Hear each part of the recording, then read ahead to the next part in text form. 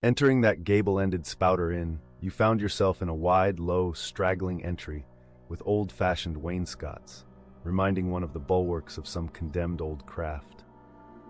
On one side hung a very large oil painting so thoroughly besmoked and every way defaced that in the unequal crosslights by which you viewed it, it was only by diligent study and a series of systematic visits to it and careful inquiry of the neighbors that you could, anyway, arrive at an understanding of its purpose. Such unaccountable masses of shades and shadows that at first you almost thought some ambitious young artist, in the time of the New England hags, had endeavored to delineate chaos bewitched. But by dint of much and earnest contemplation, and oft-repeated ponderings, and especially by throwing open the little window towards the back of the entry, you at last come to the conclusion that such an idea, however wild, might not be altogether unwarranted. But what most puzzled and confounded you was a long, limber, portentous black mass of something hovering in the center of the picture over three blue, dim, perpendicular lines floating in a nameless yeast. A boggy, soggy, squitchy picture truly, enough to drive a nervous man distracted. Yet was there a sort of indefinite, half-attained, unimaginable sublimity about it that fairly froze you to it, till you involuntarily took an oath with yourself to find out what that marvelous painting meant. Ever and anon a bright, but alas deceptive idea would dart you through. It's the Black Sea in a midnight gale. It's the unnatural combat of the four primal elements. It's a blasted heath. It's a Hyperborean winter scene. It's the breaking up of the icebound stream of time. But at last all these fancies yielded to that one portentous something in the picture's midst. That once found out, and all the rest were plain. But stop, does it not bear a faint resemblance to a gigantic fish, even the great Leviathan himself? In fact, the artist's design seemed this, a final theory of my own, partly based upon the aggregated opinions of many aged persons with whom I conversed upon the subject. The picture represents a Cape Horner in a great hurricane, the half-foundered ship weltering there with its three dismantled masts alone visible, and an exasperated whale, purposing to spring clean over the craft, is in the enormous act of impaling himself upon the three mastheads. The opposite wall of this entry was hung all over with a heathenish array of monstrous clubs and spears. Some were thickly set with glittering teeth resembling ivory saws, others were tufted with knots of human hair, and one was sickle-shaped, with a vast handle sweeping round like the segment made in the new-mown grass by a long-armed mower. You shuddered as you gazed, and wondered what monstrous cannibal and savage could ever have gone a death-harvesting with such a hacking, horrifying implement. Mixed with these were rusty old whaling lances and harpoons, all broken and deformed. Some were storied weapons. With this once long lance, now wildly elbowed, 50 years ago did Nathan Swain kill 15 whales between a sunrise and a sunset. And that harpoon, so like a corkscrew now, was flung in Javan seas and run away with by a whale, years afterwards slain off the Cape of Blanco. The original iron entered nigh the tail, and like a restless needle sojourning in the body of a man, traveled full 40 feet and at last was found embedded in the hump. Crossing this dusky entry, and on through yon low-arched way, cut through what in old times must have been a great central chimney with fireplaces all round, you enter the public room. A still duskier place is this, with such low ponderous beams above, and such old wrinkled planks beneath, that you would almost fancy you trod some old craft's cockpits, especially of such a howling night when this corner-anchored old ark rocked so furiously. On one side stood a long, low, shelf-like table covered with cracked glass cases, filled with dusty rarities gathered from this wide world's remotest nooks. Projecting from the further angle of the room stands a dark-looking den, the bar, a rude attempt at a right whale's head. Be that how it may, there stands the vast arched bone of the whale's jaw, so wide, a coach might almost drive beneath it. Within are shabby shelves, ranged round with old decanters, bottles, flasks, and in those jaws of swift destruction, like another cursed Jonah, by which name indeed they called him, bustles a little withered old man, who for their money dearly sells the sailors deliriums and death. Abominable are the tumblers into which he pours his poison. Though true cylinders within, the villainous green goggling glasses deceitfully tapered downwards to a cheating bottom. Parallel meridians rudely pecked into the glass surround these footpads goblets. Fill to this mark, and your charge is but a penny, to this a penny more, and so on to the full glass. The Cape Horn measure, which you may gulp down for a shilling. Upon entering the place, I found a number of young seamen gathered about a table, examining by a dim light divers specimens of scrimshander. I sought the landlord, and telling him I desired to be accommodated with a room, received for answer that his house was full, not a bed unoccupied. But avast, he added, tapping his forehead, you hain't no objections to sharing a harpooneer's blanket, have ye? I suppose you are going a whalin', so you'd better get used to that sort of thing. I told him that I never liked to sleep two in a bed, that if I should ever do so, it would depend upon who the harpooneer might be, and that if he, the landlord, really had no other place for me, and the harpooneer was not decidedly objectionable, why, rather than wander further about a strange town on so bitter a night, I would put up with the half of any decent man's blanket. I thought so. All right, take a seat. Supper? You want supper? Supper will be ready directly. I sat down on an old wooden settle, carved all over like a bench on the battery. At one end, a ruminating tar was still further adorning it with his jackknife, stooping over and diligently working away at the space between his legs. He was trying his hand at a ship under full sail, but he didn't make much headway, I thought. At last, some 4 or 5 of us were summoned to our meal in an adjoining room. It was cold as Iceland, no fire at all. The landlord said he couldn't afford it. Nothing but 2 dismal tallow candles, each in a winding sheet. We were fain to button up our monkey jackets and hold to our lips cups of scalding tea with our half-frozen fingers. But the fare was of the most substantial kind, not only meat and potatoes, but dumplings. Good heavens! Dumplings for supper. One young fellow in a green box coat addressed himself to these dumplings in a most direful manner. "My boy," said the landlord, "you'll have the nightmare to a dead sartainty." "Landlord," I whispered, "that ain't the harpooneer, is it?" "Oh no," said he, looking a sort of diabolically funny. "The harpooneer is a dark-complexioned chap. He never eats dumplings, he eats nothing but steaks, and he likes 'em rare." "The devil he does," says I. "Where is that harpooneer? Is he here?" "He'll be here afore long," was the answer. I could not help it, but I began to feel suspicious of this dark-complexioned harpooneer. At any rate, I made up my mind that if it so turned out that we should sleep together, he must undress and get into bed before I did. Supper over, the company went back to the bar room, when, knowing not what else to do with myself, I resolved to spend the rest of the evening as a looker-on. Presently a rioting noise was heard without. Starting up, the landlord cried, "That's the Grampus's crew. I seed her reported in the offing this morning, a 3 years' voyage and a full ship.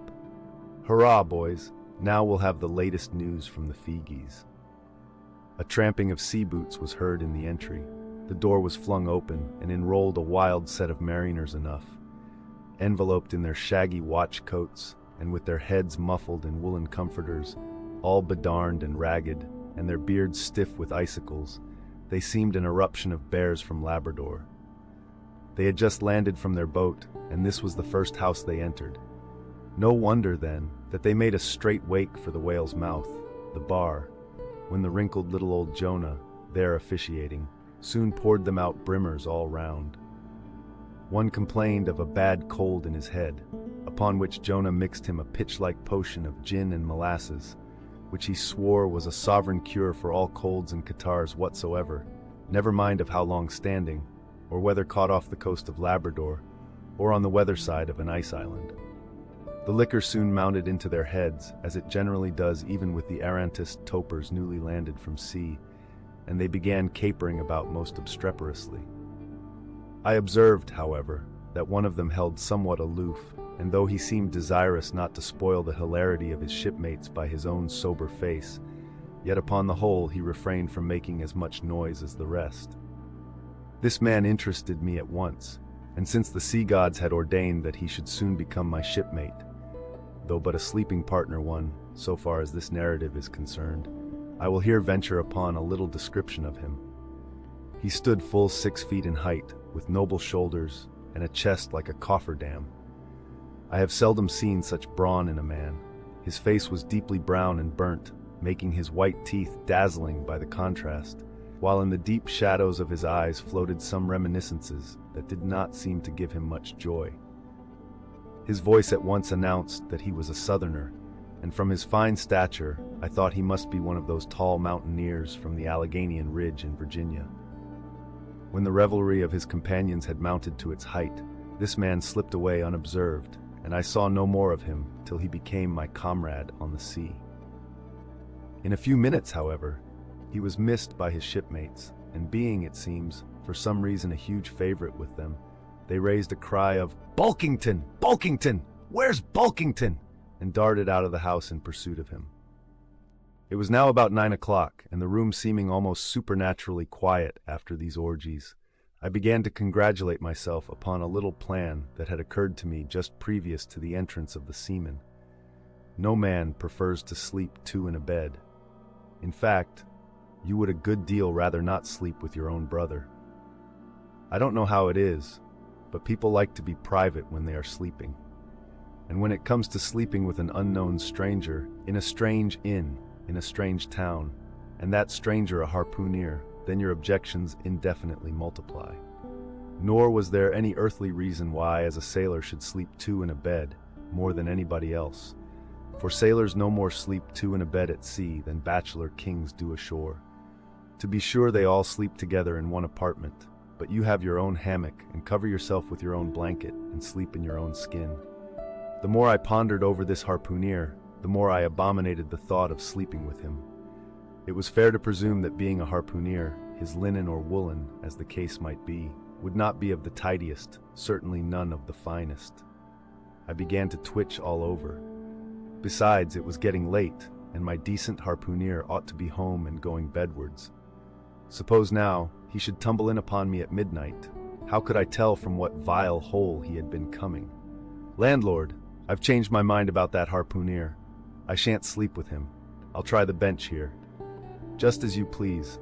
I'm sorry I can't spare ye a tablecloth for a mattress, and it's a plaguey rough board here," feeling of the knots and notches. "But wait a bit, Scrimshander. I've got a carpenter's plane there in the bar. Wait, I say, and I'll make ye snug enough."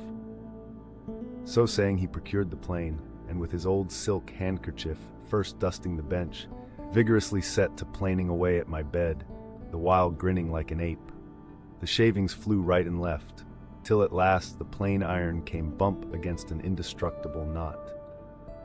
The landlord was near spraining his wrist, and I told him for heaven's sake to quit. The bed was soft enough to suit me, and I did not know how all the planing in the world could make eater down of a pine plank. So gathering up the shavings with another grin, and throwing them into the great stove in the middle of the room, he went about his business and left me in a brown study. I now took the measure of the bench and found that it was a foot too short, but that could be mended with a chair.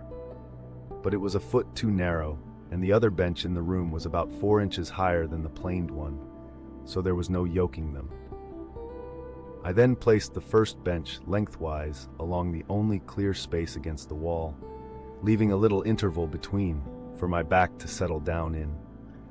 But I soon found that there came such a draught of cold air over me from under the sill of the window that this plan would never do at all, especially as another current from the rickety door met the one from the window, and both together formed a series of small whirlwinds in the immediate vicinity of the spot where I had thought to spend the night. The devil fetch that harpooner, thought I, but stop, couldn't I steal a march on him, bolt his door inside, and jump into his bed, not to be wakened by the most violent knockings? It seemed no bad idea, but upon second thoughts I dismissed it. For who could tell but what the next morning, so soon as I popped out of the room, the harpooner might be standing in the entry, all ready to knock me down? Still, looking round me again, and seeing no possible chance of spending a sufferable night unless in some other person's bed, I began to think that after all I might be cherishing unwarrantable prejudices against this unknown harpooner. Thinks I, I'll wait a while. He must be dropping in before long. I'll have a good look at him then, and perhaps we may become jolly good bedfellows after all. There's no telling. But though the other boarders kept coming in by ones, twos, and threes, and going to bed, yet no sign of my harpooner. "Landlord," said I, "what sort of a chap is he? Does he always keep such late hours?" It was now hard upon 12 o'clock. The landlord chuckled again with his lean chuckle, and seemed to be mightily tickled at something beyond my comprehension. "No," he answered. "Generally he's an early bird, early to bed and early to rise. Yes, he's the bird what catches the worm. But tonight he went out a-peddling, you see, and I don't see what on earth keeps him so late, unless, maybe, he can't sell his head." "Can't sell his head? What sort of a bamboozingly story is this you are telling me?" Getting into a towering rage. "Do you pretend to say, landlord, that this harpooneer is actually engaged this blessed Saturday night, or rather Sunday morning, in peddling his head around this town?" "That's precisely it," said the landlord, "and I told him he couldn't sell it here, the market's overstocked." "With what?" shouted I. "With heads, to be sure. Ain't there too many heads in the world?" "I tell you what it is, landlord," said I quite calmly. "You'd better stop spinning that yarn to me. I'm not green." "Maybe not," taking out a stick and whittling a toothpick, "but I rather guess you'll be done brown if that harpooneer hears you a-slandering his head."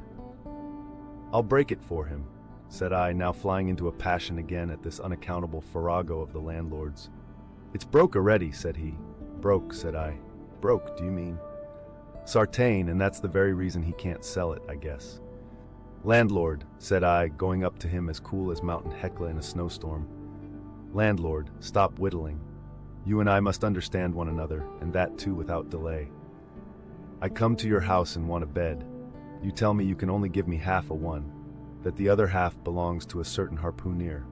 And about this harpooneer, whom I have not yet seen, you persist in telling me the most mystifying and exasperating stories, tending to beget in me an uncomfortable feeling towards the man whom you designed for my bedfellow, a sort of connection, landlord, which is an intimate and confidential one in the highest degree. I now demand of you to speak out and tell me who and what this harpooneer is, and whether I shall be in all respects safe to spend the night with him. And in the first place, you will be so good as to unsay that story about selling his head, which if true I take to be good evidence that this harpooneer is stark mad, and I've no idea of sleeping with a madman. And you, sir, landlord, you, sir, by trying to induce me to do so knowingly, would thereby render yourself liable to a criminal prosecution." "Wall," said the landlord, fetching a long breath, "that's a purty long sarmon for a chap that rips a little now and then.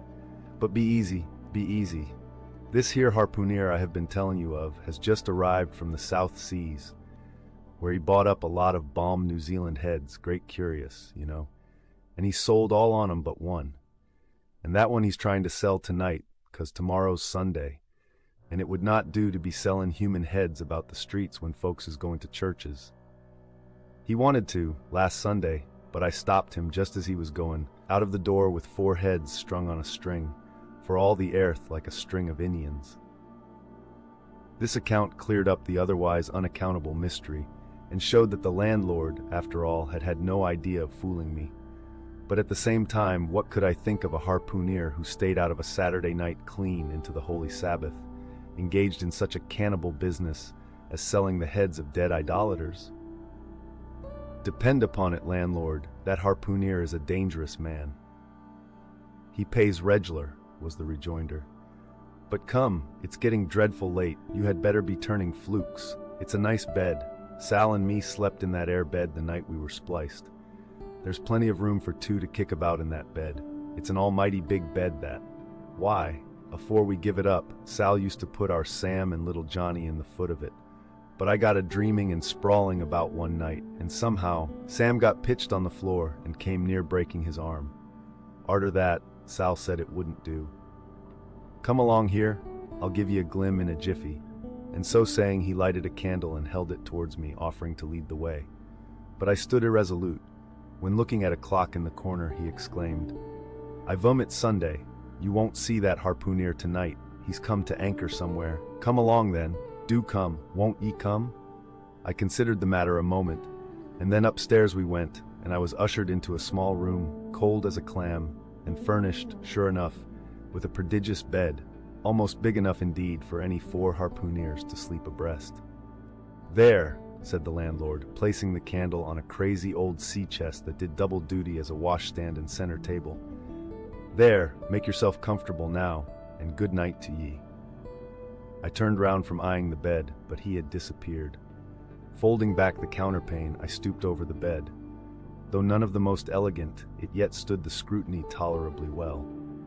I then glanced round the room, and besides the bedstead and center table, could see no other furniture belonging to the place, but a rude shelf, the four walls, and a papered fireboard representing a man striking a whale. Of things not properly belonging to the room, there was a hammock lashed up and thrown upon the floor in one corner. Also a large seaman's bag containing the harpooner's wardrobe, no doubt in lieu of a land trunk. Likewise, there was a parcel of outlandish bonefish hooks on the shelf over the fireplace, and a tall harpoon standing at the head of the bed. But what is this on the chest? I took it up and held it close to the light, and felt it, and smelt it, and tried every way possible to arrive at some satisfactory conclusion concerning it. I can compare it to nothing but a large doormat, ornamented at the edges with little tinkling tags, something like the stained porcupine quills round an Indian moccasin. There was a hole or slit in the middle of this mat, as you see the same in South American ponchos. But could it be possible that any sober harpooner would get into a doormat and parade the streets of any Christian town in that sort of guise? I put it on, to try it, and it weighed me down like a hamper, being uncommonly shaggy and thick, and I thought a little damp, as though this mysterious harpooner had been wearing it of a rainy day. I went up in it to a bit of glass stuck against the wall, and I never saw such a sight in my life. I tore myself out of it in such a hurry that I gave myself a kink in the neck. I sat down on the side of the bed and commenced thinking about this head-peddling harpooner and his doormat. After thinking some time on the bedside, I got up and took off my monkey jacket, and then stood in the middle of the room thinking. I then took off my coat and thought a little more in my shirt sleeves. But beginning to feel very cold now, half undressed as I was, and remembering what the landlord said about the harpooneers not coming home at all that night, it being so very late, I made no more ado, but jumped out of my pantaloons and boots, and then blowing out the light, tumbled into bed, and commended myself to the care of heaven. Whether that mattress was stuffed with corn cobs or broken crockery, there is no telling, but I rolled about a good deal and could not sleep for a long time. At last I slid off into a light doze, and had pretty nearly made a good offing towards the land of Nod, when I heard a heavy footfall in the passage, and saw a glimmer of light come into the room from under the door. Lord save me, thinks I, that must be the harpooner, the infernal head peddler. But I lay perfectly still and resolved not to say a word till spoken to. Holding a light in one hand, and that identical New Zealand head in the other, the stranger entered the room, and without looking towards the bed, placed his candle a good way off from me on the floor in one corner, and then began working away at the knotted cords of the large bag I before spoke of as being in the room. I was all eagerness to see his face, but he kept it averted for some time while employed in unlacing the bag's mouth. This accomplished, however, he turned round, when, good heavens, what a sight! Such a face! It was of a dark, purplish yellow color, here and there stuck over with large blackish-looking squares. Yes, it's just as I thought. He's a terrible bedfellow. He's been in a fight, got dreadfully cut, and here he is, just from the surgeon. But at that moment he chanced to turn his face so towards the light that I plainly saw they could not be sticking plasters at all, those black squares on his cheeks. They were stains of some sort or other. At first I knew not what to make of this, but soon an inkling of the truth occurred to me. I remembered a story of a white man, a whaleman too, who, falling among the cannibals, had been tattooed by them. I concluded that this harpooner, in the course of his distant voyages, must have met with a similar adventure. And what is it, thought I, after all? It's only his outside. A man can be honest in any sort of skin. But then, what to make of his unearthly complexion? That part of it, I mean, lying round about and completely independent of the squares of tattooing. To be sure, it might be nothing but a good coat of tropical tanning, but I never heard of a hot sun's tanning a white man into a purplish yellow one. However, I had never been in the South Seas, and perhaps the sun there produced these extraordinary effects upon the skin. Now, while all these ideas were passing through me like lightning, this harpooner never noticed me at all. But after some difficulty, having opened his bag, he commenced fumbling in it, and presently pulled out a sort of tomahawk and a sealskin wallet with the hair on. Placing these on the old chest in the middle of the room, he then took the New Zealand head, a ghastly thing enough, and crammed it down into the bag. He now took off his hat, a new beaver hat, when I came nigh singing out with fresh surprise. There was no hair on his head, none to speak of at least, nothing but a small scalp knot twisted up on his forehead. His bald purplish head now looked for all the world like a mildewed skull. Had not the stranger stood between me and the door, I would have bolted out of it quicker than ever I bolted a dinner. Even as it was, I thought something of slipping out of the window, but it was the second floor back. I am no coward, but what to make of this head-peddling purple rascal altogether passed my comprehension.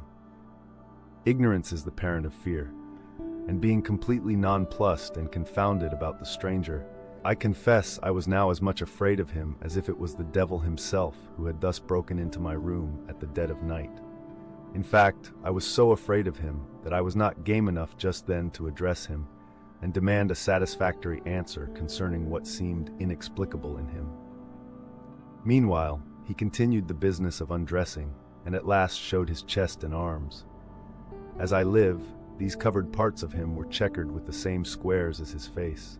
His back, too, was all over the same dark squares. He seemed to have been in a 30 years' war, and just escaped from it with a sticking plaster shirt. Still more, his very legs were marked, as if a parcel of dark green frogs were running up the trunks of young palms. It was now quite plain that he must be some abominable savage or other shipped aboard of a whaleman in the South Seas, and so landed in this Christian country. I quaked to think of it. A peddler of heads too, perhaps the heads of his own brothers. He might take a fancy to mine. Heavens, look at that tomahawk! But there was no time for shuddering, for now the savage went about something that completely fascinated my attention, and convinced me that he must indeed be a heathen. Going to his heavy grego, or rap-haul, or dreadnought, which he had previously hung on a chair, he fumbled in the pockets, and produced at length a curious little deformed image with a hunch on its back, and exactly the color of a 3-days-old Congo baby. Remembering the embalmed head, at first I almost thought that this black mannequin was a real baby, preserved in some similar manner. But seeing that it was not at all limber, and that it glistened a good deal like polished ebony, I concluded that it must be nothing but a wooden idol, which indeed it proved to be. For now the savage goes up to the empty fireplace, and removing the papered fireboard, sets up this little hunchbacked image, like a 10-pin between the andirons. The chimney jambs and all the bricks inside were very sooty, so that I thought this fireplace made a very appropriate little shrine or chapel for his Congo idol. I now screwed my eyes hard towards the half-hidden image, feeling but ill at ease meantime, to see what was next to follow. First he takes about a double handful of shavings out of his grego pocket, and places them carefully before the idol. Then laying a bit of ship biscuit on top and applying the flame from the lamp, he kindled the shavings into a sacrificial blaze. Presently, after many hasty snatches into the fire, and still hastier withdrawals of his fingers, whereby he seemed to be scorching them badly, he at last succeeded in drawing out the biscuit. Then blowing off the heat and ashes a little, he made a polite offer of it to the little Negro. But the little devil did not seem to fancy such dry sort of fare at all. He never moved his lips.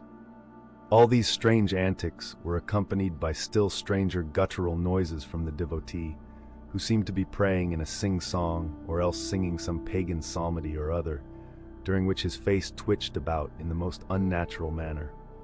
At last, extinguishing the fire, he took the idol up very unceremoniously, and bagged it again in his grego pocket as carelessly as if he were a sportsman bagging a dead woodcock. All these queer proceedings increased my uncomfortableness, and seeing him now exhibiting strong symptoms of concluding his business operations and jumping into bed with me, I thought it was high time, now or never, before the light was put out, to break the spell in which I had so long been bound. But the interval I spent in deliberating what to say was a fatal one.